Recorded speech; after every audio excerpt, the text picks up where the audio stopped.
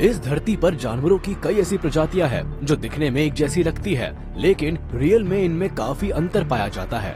अब जरा Canidae family के इस चतुर मेंबर कायोटी को ही देख लीजिए। इनके फीचर्स और अपीयरेंस वोल्व्स, डॉग्स, फॉक्सेस और जकाल से काफी मिलते जुलते हैं, मगर आप इनके लुक्स पर बिल्कुल मत जाइए। दरअसल ये इन सब से बिल्कुल अलग होते हैं।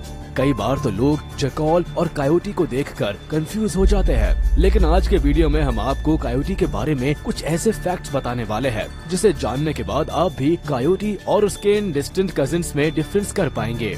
तो हो जाइए तैयार और इस वीडियो को अंत तक जरूर देखें। Do you know that coyote एक चालाक और इंटेलिजेंट एनिमल के रूप में जाना जाता है। इतना ही नहीं, ये एक वर्सेटाइल क्रिएचर भी है। मीटिंग के बाद ब्रीडिंग के दौरान भी मेल और फीमेल मिलकर बच्चों की देखभाल करते हैं, जहां फीमेल लगभग 60 दिनों के गेस्टेशन पीरियड के बाद करीब 6 पप्स को जन्म देती है। वहीं न्यूबॉर्न पप्स के लिए गुफा बनाने के काम से लेकर पेरेंटिंग तक में मेल कायोटी साथ देता है। हालांकि जन्म के करीब 9 महीने बाद यंग मेल कायोटी पेरेंट्स का साथ छोड़कर अपनी दुनिया बसाने निकल पड़ते हैं, जबकि फीमेल यंग कायोटी अपने पेरेंट्स के साथ ही रहती है, जिससे पैक का साइज बढ़ता जाता है। क्योंकि आखिर जंगल में जिसका झुंड बड़ा होगा, इस इलाके में दबदबा भी उसी का बना रहेगा। ये बात कायोटी समेत हर जानवर पर लागू होती है। यूँ तो कायोटी जंगल में लगभग 5 से 6 साल तक ही जिंदा रह पाते हैं, लेकिन इनका लाइफ स्पैन करीब 15 साल का बताया जाता है। दरअसल कैप्टिविटी में ये और अधिक दिनों तक जिंदा रह सकते हैं। आप में से शायद ही कुछ लोगों को ये पता होगा कि कायोटी की करीब 19 डिफरेंट सब स्पीशीज होती है, जिनके साइज और कलर में कुछ बेसिक डिफरेंसेस देखे जाते हैं। माउंटेन्स में रहने वाले कायोटीज के कोट का कलर डार्क होता है। इसी तरह डेजर्ट में पाए जाने वाले कायोटी का कोट लाइट कलर का होता है। Anatomy and appearance. अगर इनके साइज की बात करें तो नेशनल ज्योग्राफिक की रिपोर्ट्स के मुताबिक ये मीडियम साइज के डॉग्स की तरह होते हैं, यानी कि 30 से 37 इंचेस तक लंबे होते हैं। वही टेल की लंबाई 16 इंचेस तक होती है। इनके वजन की बात करें तो ये 9 से 23 किलो तक हो सकता है। तीखी नाक, दुबला शरीर, पीली आंखें, बुशी टेल्स और थिक फर इन्हें बेहद अमेजिंग लुक देते हैं। यहाँ ध्यान देने वाली बात यह है कि आकार के मामले में कायोटीज वुल्फ से छोटे होते हैं। San Diego natural history museum के मुताबिक कायोटी के फर टैन, ग्रे, व्हाइट और ब्राउन कलर के हो सकते हैं, लेकिन इनका कलर इस बात पर डिपेंड करता है कि ये कहाँ रहते हैं। यानी इस मामले में इनका हैबिटेट्स काफी मायने रखते हैं। Where are they found? Basically coyotes को नॉर्थ अमेरिकन स्पीशीज माना जाता है, क्योंकि इन्हें नॉर्थ अमेरिका के कई हिस्सों में आसानी से देखा जा सकता है। यूनाइटेड स्टेट्स, कनाडा और सेंट्रल अमेरिका के प्लेन्स, माउंटेन्स और डेजर्ट्स इनका पसंदीदा हैबिटेट है। यानी कि पोलर रीजन्स को छोड़कर इनकी कॉलोनी पूरे कॉन्टिनेंट में दिखाई देती है। ये नॉर्थ अमेरिका के रिहायशी इलाकों में भी देखे जाते हैं। IUCN की रिपोर्ट्स की माने तो ये अब साउथ की ओर मूव करते हुए भी देखे जाते हैं। बताया जाता है कि पहले कायोटी की स्पीशीज मेनली सेंट्रल और वेस्टर्न नॉर्थ अमेरिका के प्रेरीज और डेजर्ट्स में ही होती थी, लेकिन 18th सेंचुरी के बाद इनकी हैबिटेट्स में बदलाव शुरू हो गया। धीरे धीरे ये सिटीज की तरफ बढ़ना शुरू हो गए, क्योंकि जंगल में वोल्व्स और कूगर से इन्हें खतरा रहता है, जो कि इनके नेचुरल प्रेडेटर्स माने जाते हैं। Know about food habit. जंगली जानवरों के लिए सोर्स ऑफ फूड और फूड अवेलेबिलिटी काफी मायने रखती है। अक्सर ऐसा देखा जाता है कि जिन इलाकों में फूड अवेलेबल नहीं होता, जानवर वहाँ से पलायन कर जाते हैं। लेकिन इस मामले में कायोटी काफी सुलझा हुआ एनिमल माना जा सकता है, क्योंकि खाने पीने के मामले में ये ज्यादा नखरे नहीं दिखाते। मतलब कि इनके हाथों में जो कुछ भी लगता है ये उसे अपना भोजन बना लेते हैं। जनरली ये स्मॉल प्रे का शिकार करते हैं। इस लिस्ट में रोडेंट्स, रैबिट्स और स्क्विरल्स शामिल है। इसके अलावा इंसेक्ट्स और फ्रूट्स भी इनके डाइट प्लान का हिस्सा है। कुल मिलाकर कहा जाए तो इस हैबिटेट में इन्हें जो भी मिलता है ये उसे अपना भोजन बनाने में नहीं हिचकते, जो कि इनके सर्वाइवल का सबसे बड़ा राज है। लेकिन एक बात इम्पोर्टेंट है कि कई बार डियर का शिकार करने के लिए ये ग्रुप में मिलकर हमला करते हैं। इस अपॉर्चुनिस्ट एनिमल्स के बारे में ऐसा कहा जाता है कि ये अर्बन एरियाज में पेट फूड और गार्बेज फूड को खाकर भी अपना गुजारा कर लेते हैं। What is dangerous for coyote? Cougar, wolves, grizzly bears और ब्लैक बेयर्स जैसे बड़े एनिमल से कायोटी को खतरा रहता है। ये कुछ ऐसे जानवरों के नाम हैं जो कायोटी का शिकार कर सकते हैं। इतना ही नहीं, गोल्डन ईगल जैसा शिकारी पक्षी भी कायोटी के बच्चों को अक्सर उठा ले जाता है। बात यही खत्म नहीं होती, कई बार इंसान भी इनके लिए खतरा बन जाते हैं, जिसका कारण है इन कायोटीज का thick fur. Is this dangerous for humans?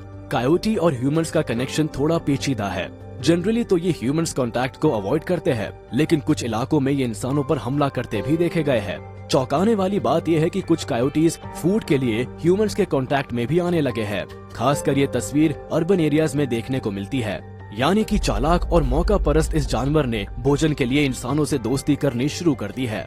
लेकिन बावजूद इसके कायोटी और ह्यूमंस कॉन्फ्लिक्ट के कई एग्जाम्पल्स देखे जाते हैं। एक जर्नल में पब्लिश्ड रिपोर्ट्स के मुताबिक 1977 से 2015 तक में कायोटी के द्वारा लगभग 350 से अधिक हमलों को रिकॉर्ड किया गया है।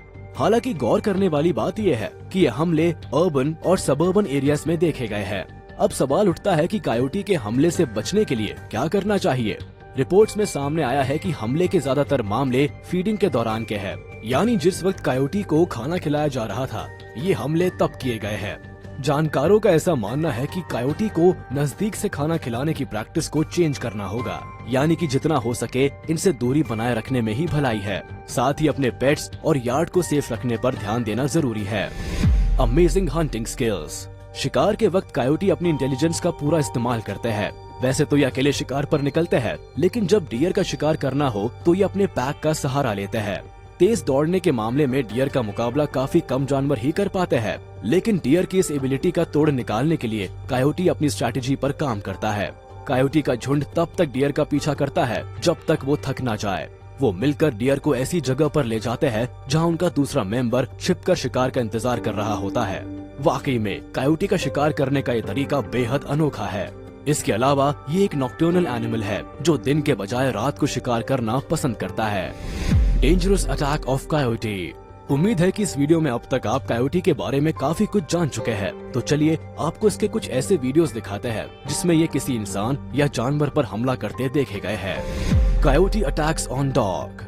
यूं तो ये जानवर बड़े ही शांत से बैठा हुआ है, लेकिन आप इसकी मासूमियत पर मत जाइए, क्योंकि इसका हमला बेहद खतरनाक होता है। अपने हमलावर नेचर की वजह से लोग इस जानवर से दूर ही रहना चाहते हैं, लेकिन आज इसके पास एक पेट डॉग खुद ही चल कर आया है। आप वीडियो में साफ तौर से देख सकते हैं कि कायोटी काफी गुस्से में है, क्योंकि इसे अपने इलाके में घुसपैठ पसंद नहीं, लेकिन डॉग है कि इसके करीब ही आता जा रहा है। आखिरकार कायोटी अपने गुस्से पर कंट्रोल ना कर सका और डॉग इसके हमले का शिकार हो गया। लेकिन शुक्र है कि डॉग और कायोटी के बीच ये फाइट ज्यादा खतरनाक नहीं हुई और कायोटी ने अपना रास्ता बदलने का फैसला ले लिया। Coyote attack on pets. ये घटना सीसीटीवी कैमरे में रिकॉर्ड हो गई, वरना इस पर तो कोई विश्वास भी नहीं करता। दरअसल एक घर के गार्डन में मौजूद पेट पर अचानक से कायोटी ने हमला कर दिया और देखते ही देखते उसे अपने जबड़े में दबाकर ले गया। इस वीडियो को देखने के बाद आपको इस बात का अंदाजा हो गया होगा कि क्यों कायोटी से सावधान रहने की सलाह दी जाती है, क्योंकि इसी तरह की और भी कई घटनाएं सामने आ चुकी है जब कायोटी ने रिहायशी इलाके में ऐसी वारदातों को अंजाम दिया है। हालांकि बाद में पेट की जान बच गई, लेकिन ये खतरनाक भी हो सकता था। Coyote attacks on a baby girl. अब जरा इस वीडियो पर नजर डालिए, जिसमें कायोटी ने पार्क में खेल रही एक बच्ची पर अचानक से हमला कर दिया। कायोटी की एक खासियत है कि पलक झपकते ही ये अपने शिकार के पास पहुंच जाते हैं। लोग जब तक कुछ सोच सके तब तक ये आपके सामने खड़ा हो जाता है। इस बच्ची के साथ भी कुछ ऐसा ही हुआ। हालांकि खुशकिस्मती से ये गर्ल कायोटी के हमले से बच गई। हालांकि कायोटी ने इस गर्ल पर काफी नजदीक से हमला किया, फिर भी नाकाम रहा। Coyote attacks on a man. ये जानवर कितना निडर और हमलावर होता है आप इस वीडियो में देखकर समझ सकते हैं। यहाँ कायोटी एक शख्स के पीछे हाथ धोकर पड़ गया है। बार बार डराने या चिल्लाने के बावजूद उस पर इसका कोई असर नहीं पड़ रहा है, क्योंकि ये जानवर काफी जिद्दी किस्म के होते हैं। हर बार कायोटी शख्स पर हमला कर रहा है। कई बार तो कायोटी ने इसके शूज को भी काटने की कोशिश की। एक्सपर्ट्स बताते हैं कि कायोटी के हमले से बचने के लिए कायोटी को डराना जरूरी होता है, लेकिन ये जानवर इतना ढीठ है कि इस पर किसी बात का फर्क ही नहीं पड़ता। उम्मीद है आपको कायोटी के बारे में काफी कुछ जानकारी मिल गई होगी। अगर आपको ये वीडियो पसंद आया हो तो इसे लाइक, कमेंट और शेयर जरूर कर दें। ऐसे ही इंटरेस्टिंग वीडियोस को देखने के लिए हमारे चैनल को सब्सक्राइब करें और बेल आइकन को प्रेस करना ना भूलें, ताकि सभी नोटिफिकेशंस आप तक सबसे पहले पहुंच सके। फिलहाल के लिए इतना ही। आप वाइल्ड ग्रेविटी देखते रहिए और शेयर करते रहिए।